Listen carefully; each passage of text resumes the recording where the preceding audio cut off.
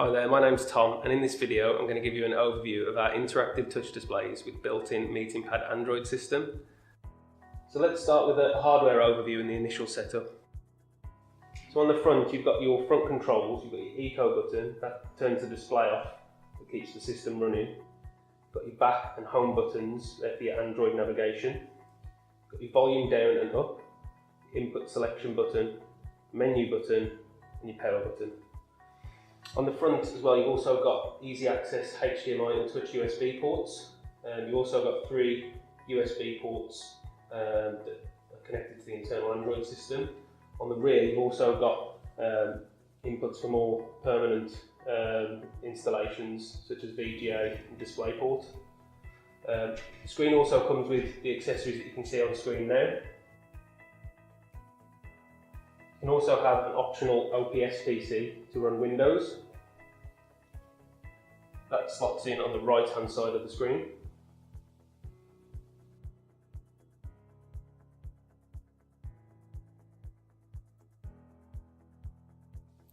So onto the hardware setup. Obviously the first thing you'll need to do is power the screen on. So begin by inserting the power cable into the screen, making sure that the rocker switch is in the on position, and the other side into the plug socket. Then press the power button. So once the screen's powered on, the next thing you'll need to do is connect to the internet. So to connect via LAN, you just insert the Ethernet cable into the input on the rear. If you want to connect via Wi-Fi, you'll need to screw the 2 Wi-Fi aerials in as shown here. So once you've got your Wi-Fi aerials connected, you'll then need to put your Wi-Fi password in. To do this, go to More, then Settings, and go to Network and Equipment, in the top option, VLAN. Then select the Wi-Fi you want to connect to. Tap on the password field. Put your Wi-Fi password in. And hit connect. After a few seconds, it should say connected. So now that we've got the hardware set up, we're going to go through an overview of the MeetingPad system itself. So at any time you've got the toolbar at the bottom here, to expand it you just tap the middle button. This just gives you a general navigation, so you've got home, back, the annotation, you can toggle that on and off. You can also save and access your files. So what we're going to look into first is part marked MeetingPad, which is your traditional whiteboard section. So first thing is you can actually change the background colour to whatever colour you want really. You can also change the pen colour. You've got some options here, but you can also go in and sort of change it to whatever colour you want again. You can also use a selection of shapes.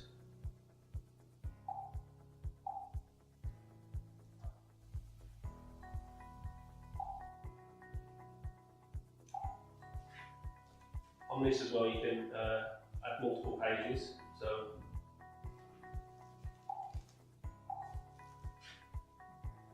page 1, just by hitting this button here, add a new page.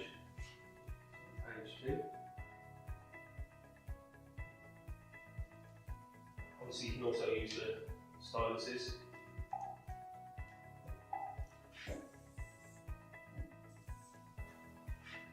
Once you've finished, you can also save your presentation or your meeting by hitting the Save button and give it a name. OK. It'll then present you with a QR code. You can scan that with a mobile device, or you can hit email it to other people in the meeting or the lesson.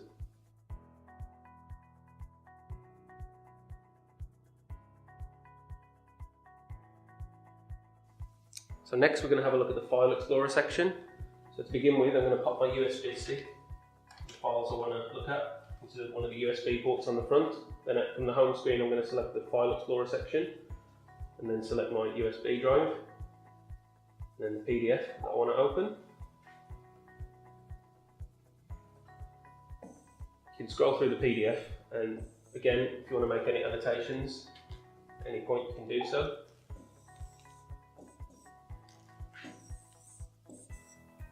And then just hit save. Select the path and name. OK.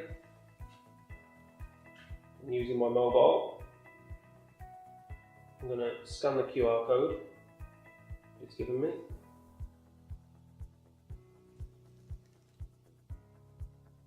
And that should instantly download the same file onto my phone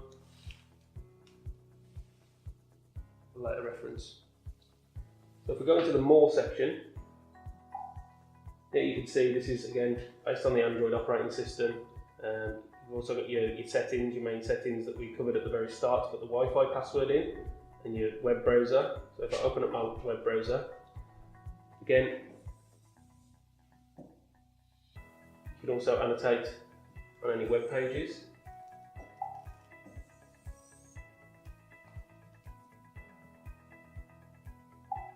If you need to, again, change the colour at any point, you can do so. And then, once again, save in the same way. And either scan the QR code or send it as an email.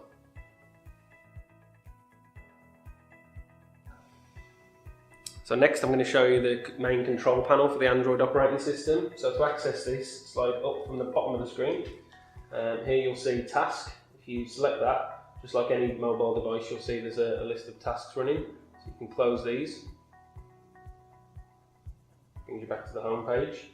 So if I bring that control panel back up, it also allows you to select different inputs. So if I select OPS that we slotted in at the start, here you can see there's a preview for the input.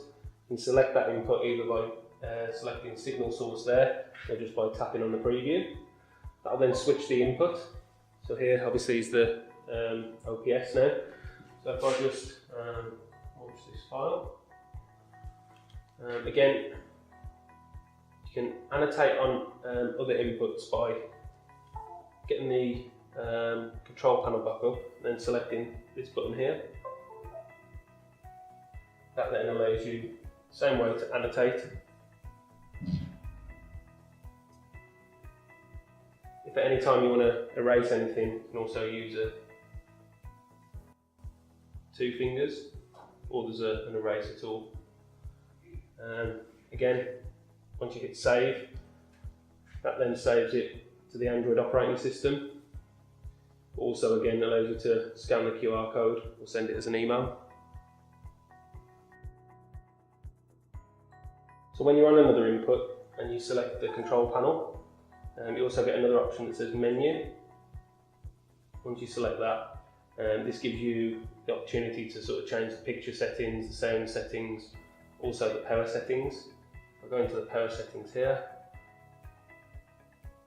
It allows you to choose what default boot up system is. So if you select the power on source as MeetingPad, it will automatically boot onto the MeetingPad input. Or if you change that to OPS, or you can change it to boot up to the last. If you set it to memory, that will always boot up to the last input it was on before it was turned off.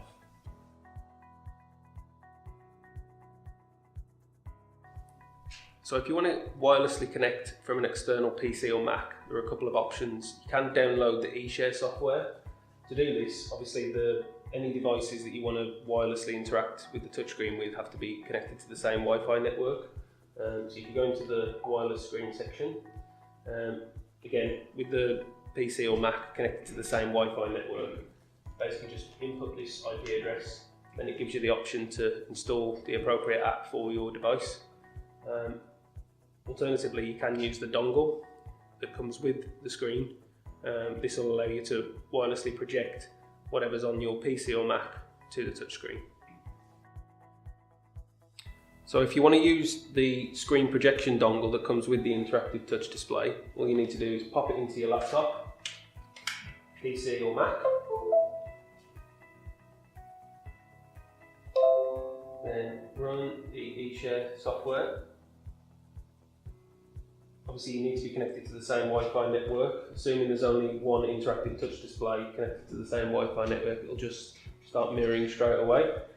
You can then control from the laptop side all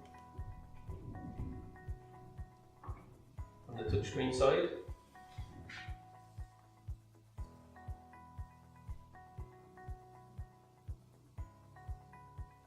And again, if you wanted to annotate, you can do so from here. To download eShare to your mobile device, either scan the QR code shown on the wireless screen section or input the IP address it gives you into your web browser. So once you've downloaded the appropriate version of eShare to your device, you can then launch it. If there's only one touchscreen connected to the same Wi-Fi network, it will connect automatically. If there's more than one, you will need to select which one you want to connect to. From here, you can then wirelessly mirror from your device to the touchscreen.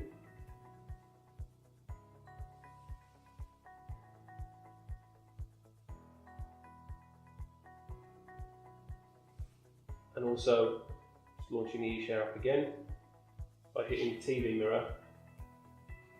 You can wirelessly mirror from the touchscreen to your device and also control it.